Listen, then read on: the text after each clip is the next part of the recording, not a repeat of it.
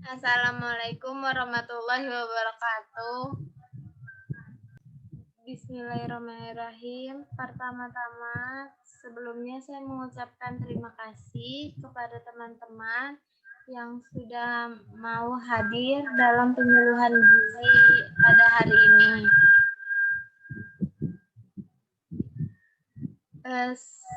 Dan saya doakan semoga kita semua dalam keadaan sehat walafiat di dalam masa pandemi ini. Semoga kita bisa menjaga diri agar tetap fit untuk menjalankan aktivitas kita sehari-hari. Sebelumnya saya akan memperkenalkan diri. Nama saya Syarifah Hidayah dari Universitas Prof. Dr. Hamka, Fakultas Ilmu Kesehatan, Program Studi Ilmu Gizi. Di sini saya akan memberikan penyuluhan tentang anemia pada remaja putri. Sebelumnya yang perlu kita ketahui adalah apa itu anemia pada remaja putri. Ada yang tahu apa itu anemia?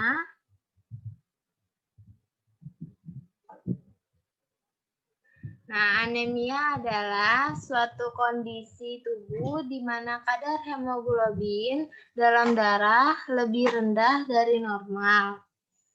Biasanya gejala anemia sering kita dengar yaitu 5L. Yang pertama ada lesu, lelah, letih, lalai, lemah. Selanjutnya ada pusing, berkunang-kunang, gampang mengantuk, dan sulit berkonsentrasi. Nah, kebanyakan orang beranggapan bahwa anemia dan darah rendah itu merupakan hal yang sama. Padahal kedua hal ini merupakan dua hal yang sangat berbeda. Kalau anemia merupakan kadar hemoglobin di dalam tubuh kita yang kurang dari kadar normal. Sementara tekanan darah rendah adalah tekanan darah yang rendah di dalam tubuh berhubungan dengan aktivitas jantung yang kurang kencang dalam memompa darah ke seluruh tubuh.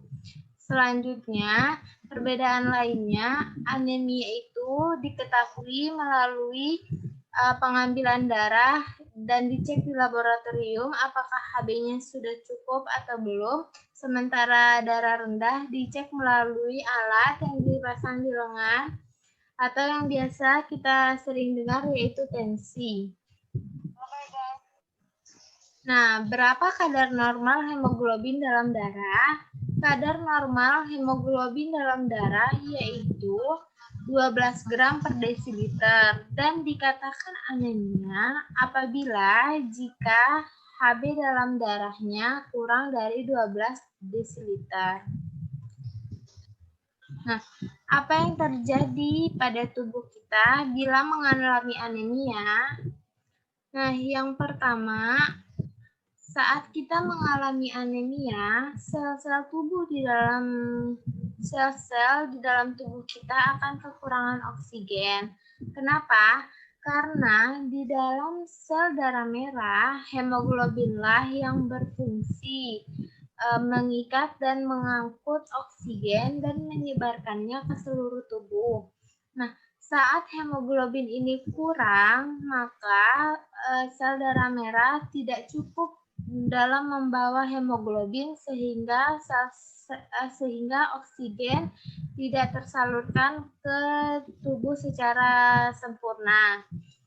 Sebaliknya, dalam keadaan normal, tubuh akan cukup oksigen karena hemoglobinnya cukup sehingga dapat menyebarkan oksigen ke seluruh tubuh sehingga sel-sel dalam tubuh mendapatkan cukup oksigen. Kemudian selanjutnya, apa penyebab terjadinya anemia? Penyebab terjadinya anemia ada pendarahan, misalnya menstruasi atau kehilangan darah secara mendadak. Selanjutnya ada kekurangan asupan protein, asam folat, vitamin B12, dan zat besi. Selanjutnya ada faktor genetik, misalnya thalassemia. Thalassemia ini jadi tubuh tidak dapat memproduksi sel darah merah dengan sempurna. Jadi sel darah merahnya itu nggak sempurna, jadi tidak bisa bertahan sesuai dengan waktunya. Normalnya sel darah merah itu bertahan pada selama 120 hari. Nah, penyebab utama terjadinya anemia di Indonesia adalah karena kekurangan asupan zat besi. Ini merupakan akibat-akibat yang terjadi apabila kita terkena anemia. Pertama, itu menurunnya kemampuan belajar. Ini berhubungan dengan gejala-gejala anemia yang tadi saya sebutkan pertama, yaitu kurangnya konsentrasi sehingga menurunkan kemampuan dalam belajar. Selanjutnya, terganggu kegiatan sehari-hari. Ini sama juga berhubungan dengan gejalanya yang terasa lesu, lemah, sehingga males mau beraktivitas sehari-hari. Selanjutnya, daya tahan tubuh menurun karena adanya kekurangan asupan zat besi di dalam tubuh. Selanjutnya, adanya memiliki risiko yang lebih tinggi mengalami masalah pada kehamilan. Ini merupakan akibat jangka panjangnya. Karena kita sebagai remaja putri pastinya akan menikah, akan mengandung, dan akan melahirkan. Nah, pada ibu yang mengalami anemia memiliki resiko melahirkan anak yang BBLR. Apa itu BBLR? BBLR merupakan bayi berat badan lahir rendah. Bayi berat badan lahir rendah ini akan pada saat pertumbuhannya akan terganggu, baik itu secara fisik ataupun secara mental. Nah, bayi BBLR ini akan menyebabkan terjadinya stunting. Stunting merupakan tubuh pendek, tinggi badan tidak sesuai dengan umurnya. Atau biasanya kita gampang melihatnya anaknya itu lebih pendek dibandingkan anak-anak yang sebaya dengannya.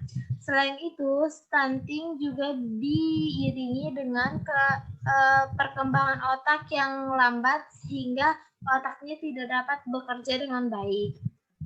Nah, ini merupakan prevalensi besaran remaja putri yang mengalami anemia di Indonesia. Prevalensi itu adalah gambaran berapa luas orang yang mengenai anemia di Indonesia. Prevalensinya itu ada 1 dari 4 remaja putri di Indonesia mengalami anemia. Nah, bayangkan jika ada 20 orang, maka yang mengalami anemia ada 5 orang. Nah, bayangkan jika seluruh warga Indonesia pasti banyak yang akan mengalami anemia. Namun sayangnya remaja putri biasanya kurang peka terhadap kondisi tubuhnya, sehingga dia tidak menyadari bahwa dia telah mengalami anemia. Anemia ini apabila sudah menimbulkan gejala, tandanya anemia yang kita derita itu sudah sangat parah. Karena pada awalnya anemia seringkali tidak menimbulkan gejala. Padahal fungsi tubuh sudah terganggu. Makanya jangan sampai kita menunggu ada gejala untuk mencegah anemia. Nah, selanjutnya, mengapa remaja putri beresiko mengalami anemia? Yang pertama, karena kebutuhan zat besi yang sangat tinggi pada masa pubertas. Pada masa pubertas, pertumbuhan remaja ini sangat cepat, sehingga sangat membutuhkan asupan yang cukup. Begitu juga dengan zat besi. Selanjutnya, adanya kehilangan zat besi karena pendarahan pada saat menstruasi. Hal inilah yang menyebabkan remaja putri lebih beresiko dibandingkan remaja putra untuk mengalami anemia. Karena kita setiap bulannya akan mengeluarkan darah menstruasi, dan darah yang keluar itu yang harus kita ganti setiap bulannya agar keadaan tubuh kita tetap normal. Kemudian kebiasaan makan yang kurang baik sehingga kurang asupan zat besi. Biasanya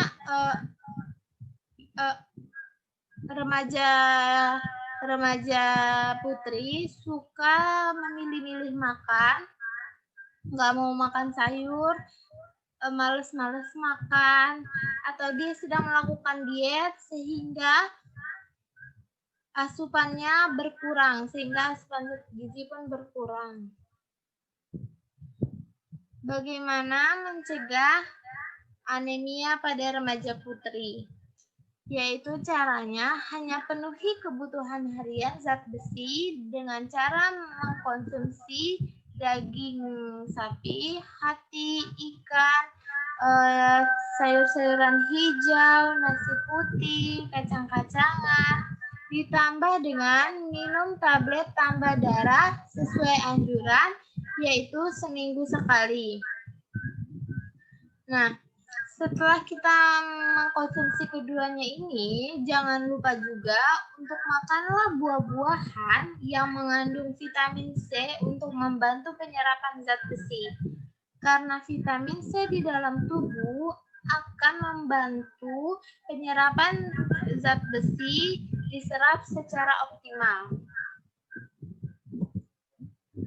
Nah, ini merupakan contoh-contoh pangan yang mengandung zat besi. Kita bisa lihat di sini ada protein hewani dan protein nabati. Nah, di protein hewani ini kita bisa lihat angkanya cukup tinggi mengandung zat besi. Tapi sayangnya sekali lagi, remaja putri di Indonesia biasanya nggak mau makan protein hewani karena nggak suka atau rasanya yang amis, atau sedang diet jadi dia nggak makan daging, takut menambah daging di dalam tubuhnya. Jadi teman-teman, sebenarnya protein hewani ini bikin gemuk nggak kira-kira?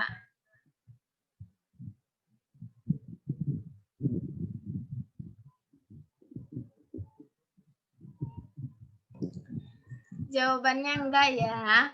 Pangan hewani tidak bikin gemuk jika dikonsumsi dikonsumsi sesuai dengan kebutuhan dan tidak berlebihan. Bagi remaja putri yang takut gemuk, prinsipnya itu cuma dua. Lakukanlah aktivitas fisik yang cukup dan hindari asupan karbohidrat yang berlebihan. Karena kegemukan itu bukan karena jenis makanan yang kita makan, tetapi berapa asupan yang masuk. Misalkan kita makan daging, tapi asalkan itu sesuai dengan kebutuhan, itu nggak masalah. Selanjutnya, setelah tadi kita sudah mengkonsumsi makanan-makanan yang kaya akan zat besi, selanjutnya kita akan minum tablet tambah darah. Anjuran minum tablet tambah darah pada remaja yaitu minum tablet tambah darah 1 tablet sekali seminggu di hari yang sama. Misalkan kita minum TTD ini pada hari Jumat, kemudian Jumat berikutnya kita akan minum lagi, Jumat berikutnya kita akan minum lagi untuk menjaga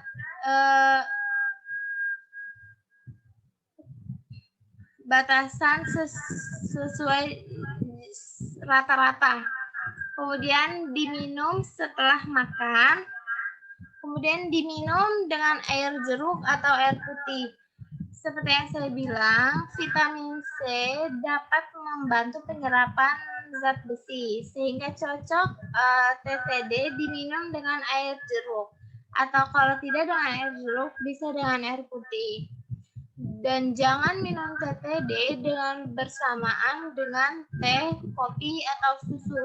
Karena minuman ketiga ini memiliki zat di dalamnya yang dapat menghambat zat besi menyerap di dalam tubuh.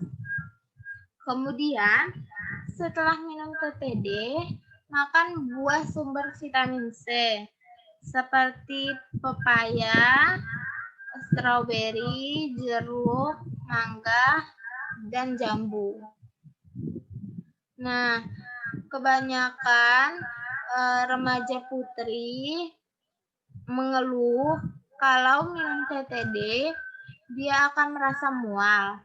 Sebenarnya minum TTD memang menyebabkan mual bagi sebagian orang, namun hal itu tidak berbahaya karena itu merupakan respon alamiah tubuh. Untuk mengurangi kemungkinan rasa mual, minumlah TTD setelah makan. Nah, selanjutnya, jika kita rutin meminum TTD seminggu sekali, tubuh akan menyesuaikan sehingga rasa mual itu perlahan-lahan akan hilang. Nah, apakah aman minum TTD secara rutin seminggu sekali?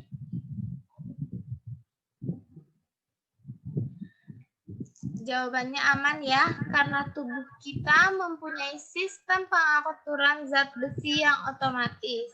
Bila tubuh kita kekurangan zat besi, maka asupan makanan sumber zat besi dan TTD akan diserap tubuh sebanyak mungkin.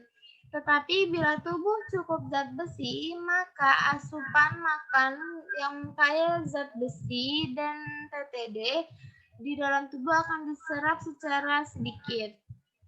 Nah, sisa dari zat besi yang tidak diserap oleh tubuh akan dikeluarkan oleh tubuh melalui tinja. Makanya saat kita mengkonsumsi TTD, biasanya tinja kita akan berwarna agak kehitaman.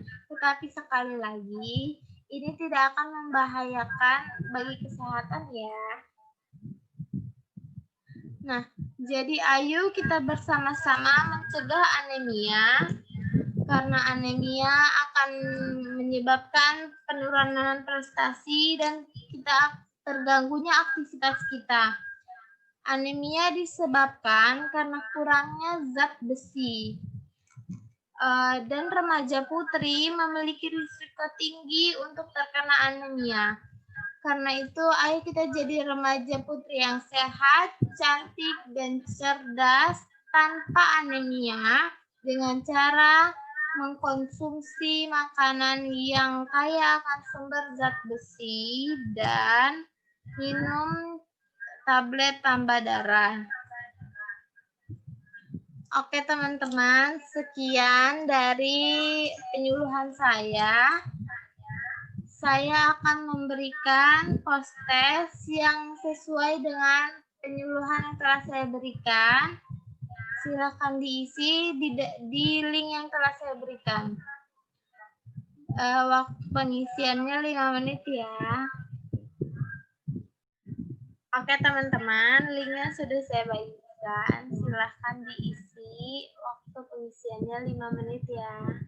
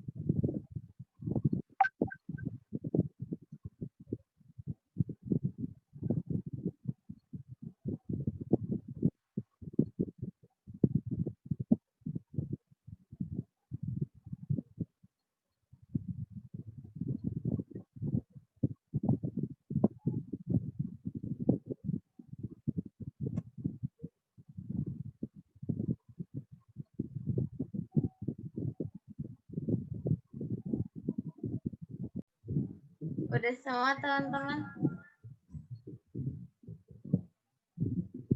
Udah belum isinya? Sudah. Oke, sudah semua ya. Saya ingin bertanya,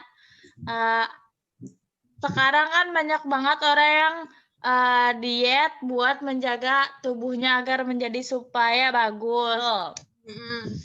Jadi pertanyaannya adalah, apakah diet dapat menyebabkan anemia? Karena efek samping dari diet kan kita kadang suka diet ekstrim tuh kan. Terus nggak makan ini, nggak makan itu, nggak makan protein. Terus jadi tubuh kita tuh kekurangan. Nah, jadi gimana Bu? Apakah diet tuh bisa menyebabkan seorang remaja putri yang ingin langsing, cantik, singset menjadi Ya.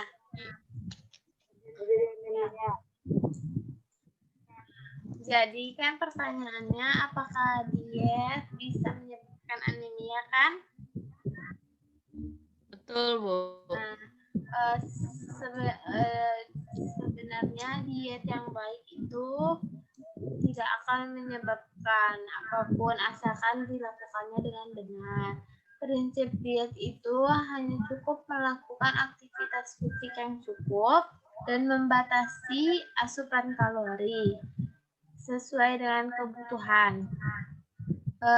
Diet itu kan menurunkan berat badan ya, mengatur makan agar berat badan tidak turun. Nah, untuk menurunkan berat badan sebaiknya tidak dilakukan secara ekstrim yang langsung mengurangi asupan kalori. Perlahan-lahan sedikit-sedikit asupannya dikurangi, tapi tanpa membuat kita kekurangan asupan zat gizi lainnya.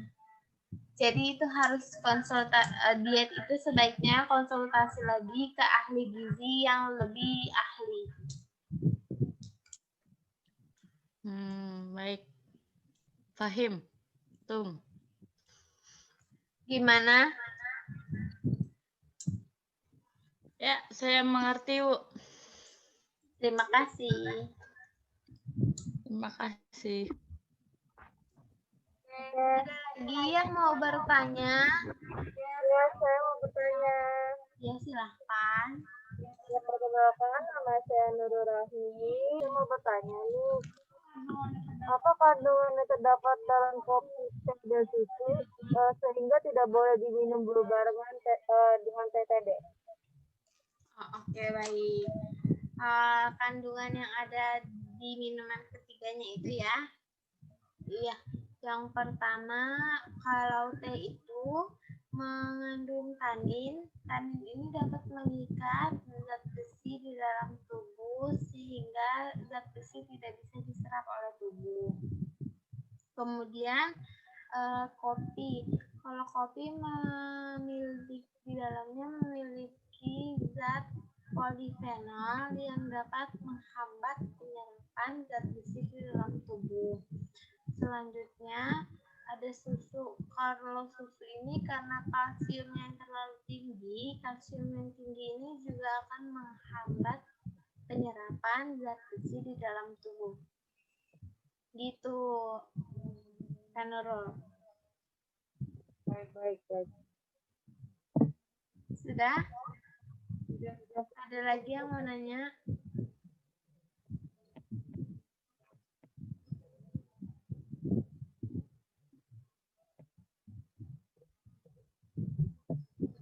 Sudah ya? Ada ya?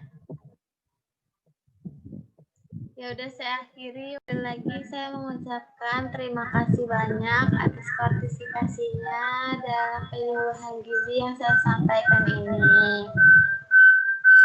Mohon maaf bila ada kata-kata yang salah. Juga kalau ada penyampaian saya yang kurang tepat, saya mohon maaf. Saya izin undur diri. Wassalamualaikum warahmatullahi wabarakatuh. Assalamualaikum.